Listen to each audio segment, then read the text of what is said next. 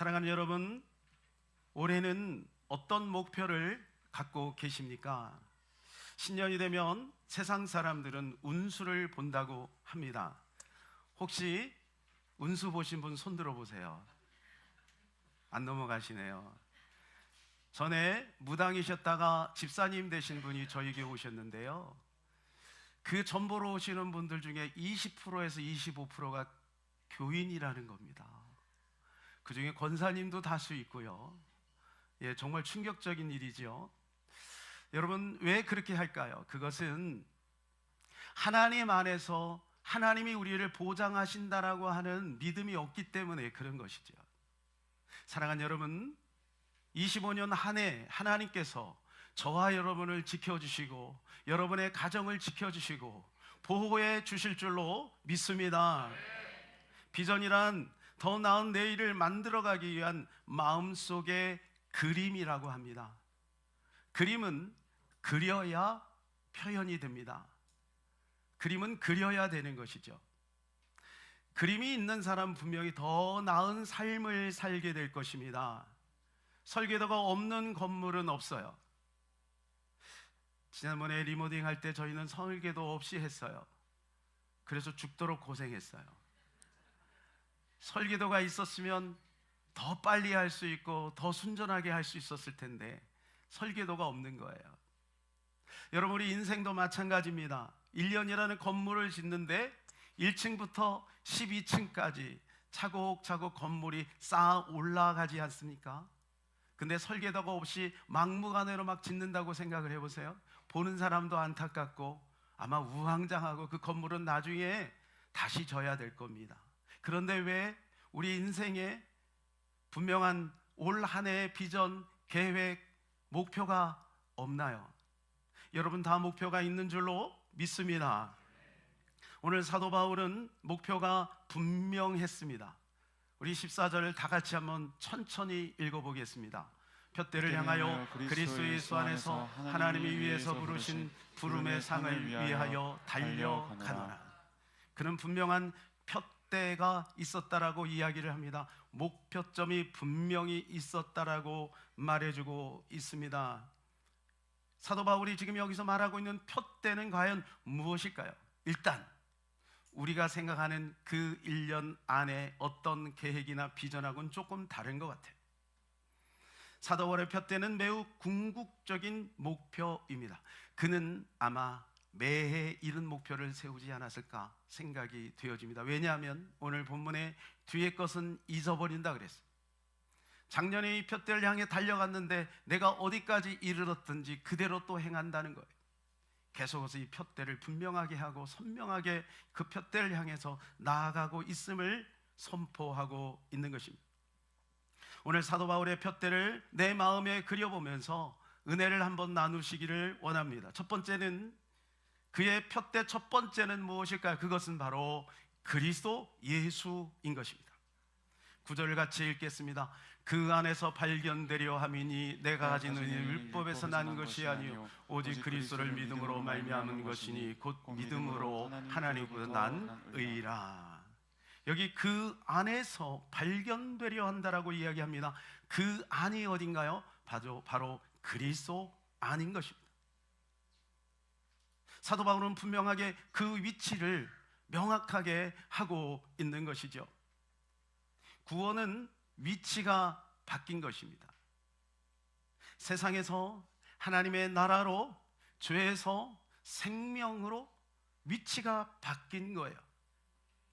아담이 범죄하였을 때 하나님의 첫 마디가 뭐냐 하면, 아담아, 내가 어디 있느냐?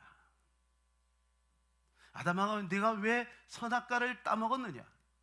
아담아, 왜 네가 범죄하였느냐? 이렇게 물어보지 않고, 아담아, 내가 어디 있느냐? 이렇게 물어봤습니다. 여러분, 우리가 죄를 지면 위치가 갑자기 바뀌는 거예요. 하나님의 소속인데 세상으로 기웃기웃하는 거죠. 디나처럼. 그래서 세겜에 가서 봉변당하지 않았습니까? 사랑하는 여러분, 우리는 하나님의 사람인 것입니다. 우리는 하늘 백성인 것입니다. 우리는 주의 종인 것입니다. 그러므로 우리는 세상에서 다른 어떤 것으로 만족하려고 하지 말고 하나님 안에 있는 나를 자꾸 확인해야 될 것입니다. 죄의 결과는 하나님을 떠남입니다. 위치적 변화이죠. 그런데 그리스도로 말미암아 이 위치가 회복이 된 거예요. 그래서 여러분, 이 위치가, 그 장소가, 그 구원의 길이 그리스도 예수 안에서 열려 있기 때문에 우리는 그쪽으로 신속하게 나가야 돼요. 여전히 부족하고 여전히 죄인의 모습을 가지고 있지만 염치 없어도 우리는 그 안으로 들어가야 될 줄로 믿습니다. 천국은 침노하는 자의 것이라고 했어요. 하나님은 항상 두 팔 벌려 우리를 기다리고 있어요. 여러분, 이 시간에 다시 용기를 내서 그리스도 안으로 들어가시기를 축복합니다. 그리스도 안으로 들어가셔야 돼. 생명선을 탄 사람은 구원을 받아요. 하지만 해적선을 탄 사람은 그 안에서 아무리 착한 일을 해도 그 사람은 구원이 없어요. 오히려 해적선을 탄 사람이 착한 일을 하면 할수록 악해요. 해적선을 탄 사람이 식당 봉사를 열심히 하면 그 식당 봉사에서 맛있는 밥 먹고 해적들이 뭐 하겠어요? 그 해적선에서 열심히 청소를 하면 편안하게 잠자리를 잔 해적들이 뭐 하겠어요? 나쁜 짓 하지 않겠습니까? 그러니까 해적선을 탄 사람은 아무것도 하지 않은 게 좋은 거죠. 그런데 해적선 탄 사람들이 얼마나 열심히 아침부터 저녁까지 부지런히 살아가는지 몰라요. 세상에 바벨탑을 쌓으면서 잘한다고 생각하는 거죠. 반면 구원선 안에 있는 사람은 그 안에서 넘어져도 구원을 받아요. 왜요? 구원선이니까. 그러니까 위치가 중요한 것입니다. 위치. 나의 위치는 과연 어디에 있는가? 사랑하는 여러분, 그리스도 안에서 나를 발견하시기를 축복합니다. 세상의 축복 속에서 나를 발견하지 마세요. 세상의 영광 속에서 나를 발견하지 마세요. 그것은 안개와 같은 것입니다. 그것은 다 소멸될 것입니다. 바벨론은 한 시간에 망한다 그랬어요. 여러분, 교회 안에서도 자꾸 세상의 영광을 바라고 사람들의 칭찬을 기대하지 마세요. 자꾸 실망할 겁니다. 왜냐하면 그들도 그걸 기대하고 있기 때문에.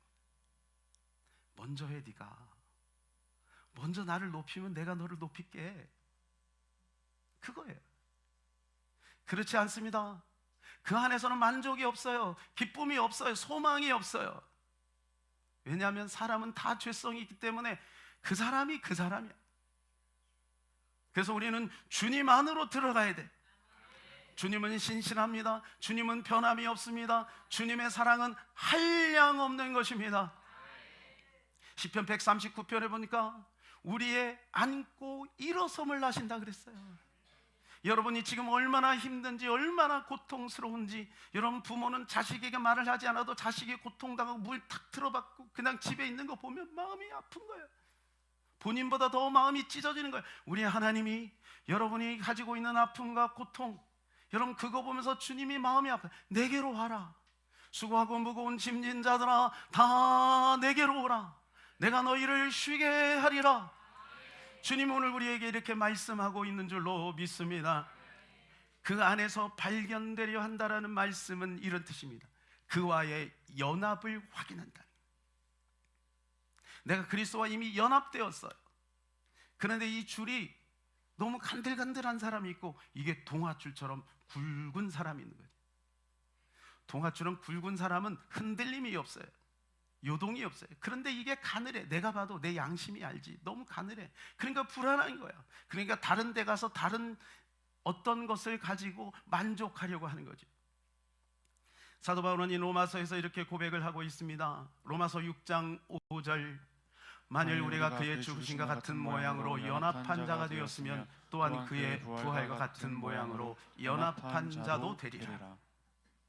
그리스도 안에서 발견되려 함이라. 이건 뭐냐 하면 내가 그리스도와 함께 연합한 자가 되었는데, 이거는요, 이 연합이라는 것은 그냥 풀로 붙이는 게 악교로 붙인 거예요. 이거 안 떨어져. 두려워하지 마세요. 예수님 열을 꼭 붙들고 있어요. 근데 문제는 뭐냐 하면 일본의 할머니들이요, 돌아가시니까 장판 뒤집어 보니까 그 안에 돈이 가득히 돼. 돌아가실 때 굶어서 돌아가셨대. 우리가 가진 여러분 그 재산이 어마어마해요. 예수 그리스도라고 하는 어마어마한 자산이 우리 가운데 있어요. 근데 그 활용 능력이 없는 거죠. 사랑하는 여러분, 그래서 철야 나오셔서 기도하셔서 그 터득을 하세요. 그래서 그거 쏙쏙 빼먹으세요. 인생이 재밌어요, 신나요, 달콤해요, 아름다워요, 행복해요. 기도해야 맛을 알죠. 먹어봐야 돼. 어떻게 먹어요? 찍어 먹어봐야죠. 그냥 구경만 하면 됩니까? 주일날 와서 이렇게 와서 구경만 하면 됩니까? 찬양대 잘한다, 아유 설교 들으니까 은혜가 되네, 열심히 봉사하네, 아 예배 드렸다 끝났다 집에 돌아갔다 또 근심 염려. 사랑하는 여러분, 예수님을 맛보시기를 바랍니다. 예수님을 맛보세요. 그게 기도입니다. 그게 큐티입니다. 그게 말씀을 읽는 것입니다. 우리는 그리스도와 함께 연합한 자가 되는 것입니다. 사도 바울은 그 안에서 발견되는 것이 목표인 거예요. 그게 목표인 거예요. 그래, 기도 제목도 다른 없어요. 시시하지 않아요. 하나님, 내가 그리스도 안에서 나를 발견하기를 원합니다. 내가 그리스도 안에 있는 것이 얼마나 축복인지를 그걸 누리기를 원합니다. 그래서 그는 거추장스러운 모든 것들을 다 벗어버렸어요. 그가 가지고 있는 거추장스러운 것들은 세상 사람들이 지금도 허덕허덕하면서 추구하고 있는 것들이에요. 혹시 여러분 그거 추구하고 있지 않습니까? 5절에서 6절에 보면 나는 8일 만에 할례를 받고 이스라엘 족속이요 베냐민 지파이요 히브리인 중에 히브리인이요 율법으로 바리새인이요 열심으로는 교회를 박해하고 율법의 의인으로는 흠이 없는 자라. 완벽한 사람. 그 당시에 그 누구도 쫓아올 수 없는 완전한 스펙을 가진 사람. 할례를 받았다, 선민의 표, 베냐민 지파 왕의 혈통, 히브리인 중에 히브리인 순수 혈통, 바리새인 최고의 종교 지도자. 고린도후서 11장에 보면 가말리엘 문화생이라 그래요. 이것은 무슨 말이냐면 내가 서울대 나왔다 이거예요. 서울대, 나 하버드 나왔다 이 말이에요. 최고의 학문, 최고의 학벌, 최고의 명예, 최고의 권세를 가지고 있는 그가 뭐라고 얘기합니까? 8절입니다. 우리 다 같이 읽겠습니다. 또한 모든 것을 해로 여김은 내 주 그리스도 예수를 아는 지식이 가장 고상하기 때문이라. 내가 그를 위하여 모든 것을 잃어버리고 배설물로 여김은 그리스도를 얻고. 배설물로 여겼대요, 그 모든 것들을. 세상 사람들은 그것을 얻으려고 막 상아탑을 쌓고 청운의 꿈을 막 불태우고 막 그러는데, 사도 바울은 그걸 배설물처럼 여겼대요. 오늘 여러분 볼일 보고 오셨죠? 볼일 보고 이렇게 내릴 때 아이고 아쉽다 하시는 분 있었어요? 시원하다. 사도 바울은 그렇게 여겼다는 거예요. 내가 그 안에서 발견되려고 하는데 거추장스러운 모든 세상의 치장들 다 벗어버린다는 거예요. 그것도 배설물처럼 여긴다는 거예요. 그런데 세상 사람들은 아담이 범죄하고 나서 나뭇잎으로 입은 것처럼 나뭇잎을 자꾸 헤미는 거예요. 성공의 나뭇잎, 경험과 봉사의 나뭇잎, 세상의 영광의 나뭇잎으로. 여러분, 나뭇잎은 어떻게 돼요? 예, 그게 햇빛이면 돌돌돌돌 말려요. 수치가 또 드러나요. 예, 아파트 100평짜리 한번 얻어보세요. 그러면 또 다른 수치가 드러납니다. 좋은 차 한번 끌어보세요. 다른 수치가 또 드러나. 이게 돌돌돌 말리거든. 사랑하는 여러분, 우리에게는 나뭇잎이 아니라 가죽옷을 해서 입히신 줄로 믿습니다. 그 가죽옷이 바로 뭐냐? 예수 그리스도인 것입니다. 그 예수 그리스도로 우리 옷 입었어요. 그러니까 안심하세요, 여러분. 안심하세요. 올 한 해 하나님이 저와 여러분을 지켜주실 줄로 믿습니다. 두 번째 그의 표대는 바로 부활입니다. 10절 11절 같이 한번 읽겠습니다. 내가 그리스도와 그의 부활의 권능과 그 고난에 참여함을 알고자 하여 그의 죽으심을 본받아 어떻게 해서든지 죽은 자 가운데서 부활에 이르려 하노니. 사도 바울은 왜 이런 표현을 했을까요? 마치 이것을 보면 우리가 부활을 만들어가는 것인가? 그럼 부활을 이루기 위해서 막 노력해야 된다? 어떤 노력을 해야 되나? 이런 고민에 빠질 수가 있어요. 헌금인가? 봉사인가? 어떤 열심을 해야 내가 부활을 이룰 수 있지? 이런 생각을 하는데 그건 그 말씀이 아니에요.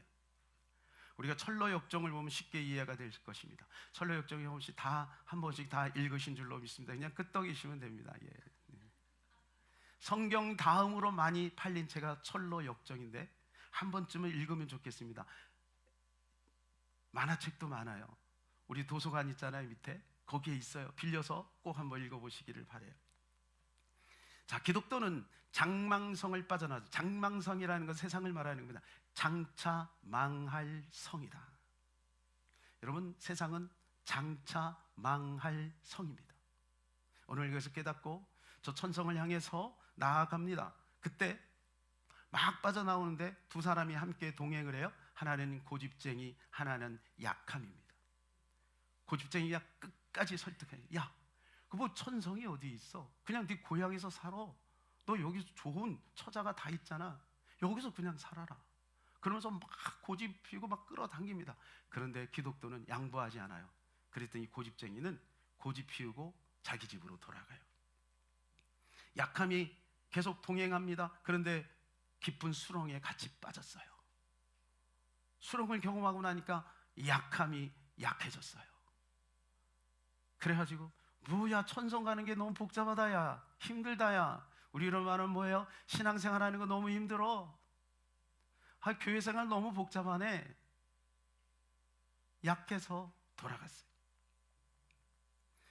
사랑하는 여러분, 우리가 둯대를 향하여 가는데 때로는 사람이 동무가 되기도 하지만 사람이 방해가 되기도 합니다. 왜냐하면 사람은 사람에게 영향을 받기 때문에 그래요. 그래서 여러분, 좋은 사람 사귀시길 바랍니다. 우리 예담교회 성도들이 좋은 성도인 줄로 믿습니다. 좋은 친구인 줄로 믿습니다. 함께하면 우리가 함께 저 천성으로 넉넉하게 들어가게 될 줄로 믿습니다. 가다가 세속현자를 만납니다. 그 세속현자는 매우 지식이 있고 지혜로운 사람이에요. 그래서 그가 기독교를 데리고 율법 언덕을 올라갑니다. 그리고 한 방에 들어갔어요. 이 방은 청소가 안 돼 있어요. 먼지가 가득해요. 이 방이 바로 뭐냐면 우리 마음의 방인 거예요. 먼지가 가득하니까 어떻게 해요? 한약에 청소를 시킵니다. 한약가 청소를 하니까 먼지가 막 일어납니다. 이 먼지가 뭐냐면 죄입니다. 먼지가 막 일어나니까 어때요? 방 안이 너무너무 빨리 나오고 싶은 거죠. 여러분, 우리의 마음의 방이 그렇게 복잡할 수 있죠. 먼지가 나니까 한 해설자가 그렇게 합니다. 야, 이 물을 뿌려라 그래요. 그래서 물을 막 뿌립니다. 이 물 뿌리는 아가씨가 복음인 거예요. 여러분, 율법은 드러내는 거예요. 그러니까 율법의 역할이 있는 거예요. 율법은 폐할 수 없어요. 율법은 필요해요. 그러나 율법은 한계가 있어요. 율법은 죄를 해결하지 못해요. 죄를 드러나는 거예요. 드러내요. 여러분, 율법은 거울이에요. 거울이 있는 게 고마워요, 싫어요? 그냥 눈 가리면 됩니까? 상대방은 낄낄대고 웃는데 보이잖아요, 죄가. 내가 먼저 알고 해결해야지. 율법은 그 역할을 하는 거예요. 그러면 그 율법 가지고 해결 안 되잖아요. 그걸 물로 뿌려줘야 돼. 복음에 가라앉히는 거예요. 용서하는 거예요. 이해하는 거예요. 덮어주는 거예요. 이게 복음인 것입니다. 또 다른 방에 들어갔는데 불이 활활 타오릅니다. 근데 활활 타오르면 얼마나 좋아요. 옹기종기만 고구마도 구워 먹고 밤도 구워 먹고 그러면 좋잖아요. 그런데 나쁜 놈이 있어요. 이 불을 자꾸 끌려고 그래요. 이 불을 자꾸 끌려고 하는 놈이 마귀예요. 이 불은 은총이에요. 하나님의 은총의 불이 우리 가운데 활활 타오르는데 그 불을 끌려고 해요. 이제 우리가 곧 부흥회를 하게 될 텐데 그 부흥회를 할 때 하나님께서 우리에게 영적으로 소생하게 하고 은총의 불이, 성령의 불이, 은혜의 불이, 기쁨의 불이, 소망의 불이 활활 타오를 때 마귀는 계속해서 사람을 통해, 환경을 통해 이걸 끌려고 그래요. 여러분, 속지 마세요. 그때 그 기름, 그 난로 뒤에서 기름을 계속 붓는 이가 있어요. 기름을 계속 부으니까 이 불은 안 꺼져. 절대 안 꺼져. 약해졌다가 강해졌다 할 뿐이야. 이왕이면 여러분, 약해지지 말고 계속 활활 타오르시기를 축복해요.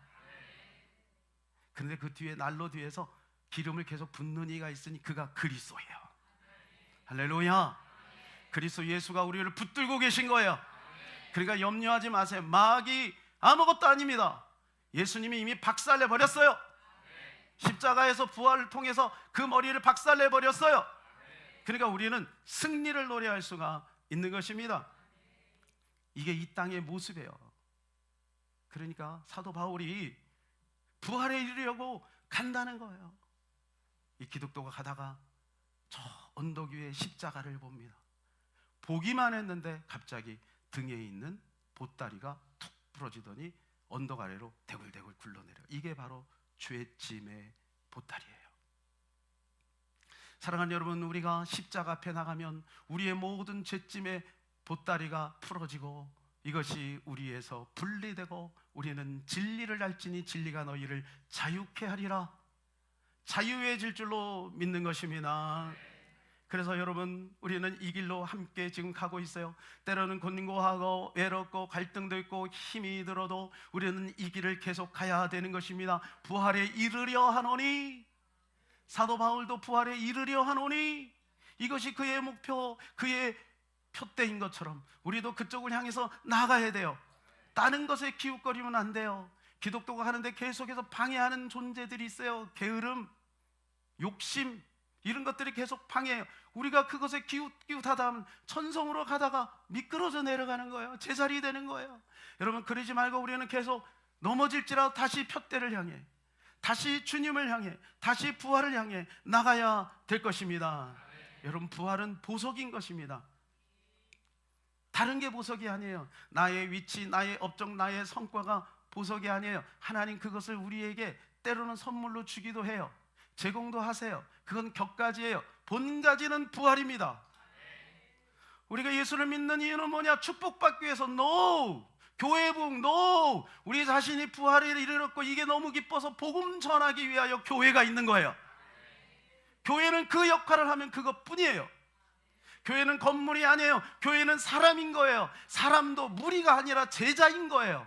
예수 믿는 하나님의 사람들이 얼마나 많으냐, 그게 교회의 크기예요. 여러분, 막 수만 명이 모이는 저 교회도요, 그 안에 예수 믿는 사람 적으면 그건 작은 교회, 개척교회야. 그러나 저 개척교회 지하에서 냄새나는 그 교회도 몇 명 안 돼도 그 안에 구원받은 사람을 꽉 차면 그 교회가 큰 교회. 우리 교회가 큰 교회인 줄로 믿습니다. 이솝 이야기를 보면 우쭐대다가 땅에 떨어진 개구리 이야기가 나옵니다. 기러기 한 쌍이 남쪽으로 이동하려고 합니다. 개구리가 춥잖아요. 그러니까 자기도 남쪽에 가고 싶었나 봐요. 겨울잠을 안 자고 남쪽에 가고 싶어요. 그래서 이 기러기 부부에게 청을 합니다. 나도 좀 남쪽으로 데려가줘요. 어떻게 데려가냐 너를?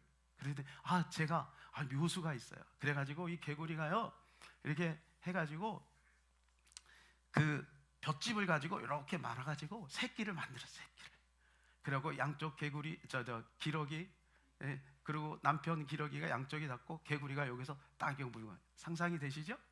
이렇게 날아갑니다. 지금 촥 날아가는데 농부가 기가 막힌 거야. 너무 멋있다.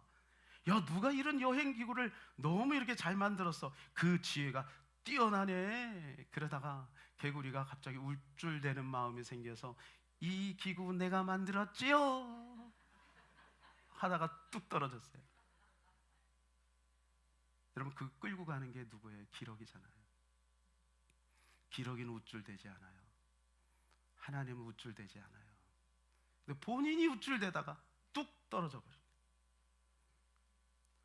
사랑하는 여러분, 하나님이 주신 영생을 가볍게 생각하지 말고 주님의 십자가와 고통으로 이룬 이 고귀한 영생, 이 영광을 우리는 고이고이 간직하고 부활에 이르려 하려고 믿음으로 달려가는 저와 여러분 되시기를 주님의 이름으로 축복합니다. 세 번째는 이 푯대를 대하는 태도입니다.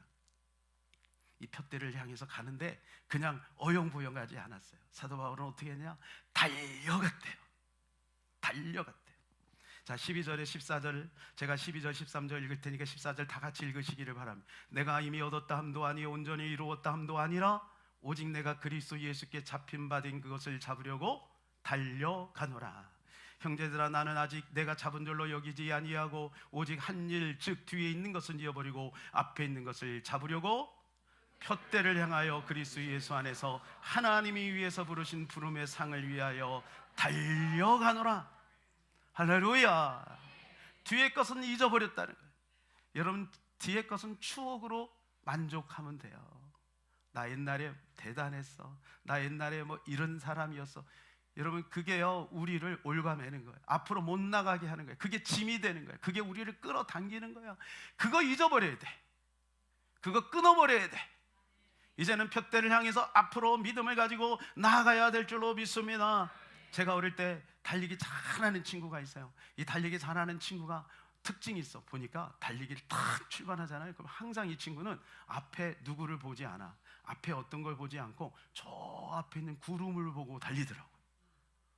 그러니까 사람이 경쟁자가 아니라 구름이 경쟁자인 거야. 그러니까 달리기가 얼마나 빠른지, 저도 달리기 잘하는데 못 쫓아가겠는 거예요. 그러니까 연습할 때 항상 그거 보고 연습하는 거야. 죽도록 뛰는 거야. 구름을 어떻게 잡아요? 어떤 부자가 밭을 갈고 있었습니다. 그런데 아버지는 반듯반듯하게 밭을 바둑판처럼 잘 하는데 아들은 삐뚤빼뚤 하는 거예요.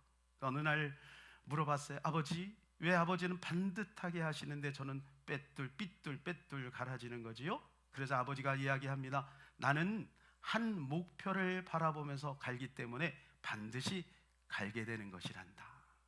아들이 그제야 깨달았어요. 그렇구나. 그리고 열심히 자기 나름대로 갈았어요. 그런데 여전히 삐뚤빼뚤 하는 거예요. 그래서 아버지에게 다시 물었어요. 아버지께서 말씀하신 대로 목표를 바라보면서 갈았는데 왜 삐뚤빼뚤 갈아지는 거지요? 왜 그렇지요? 아버지가 아들에게 물었습니다. 아들아, 너는 어떤 목표를 바라보고 갈았지?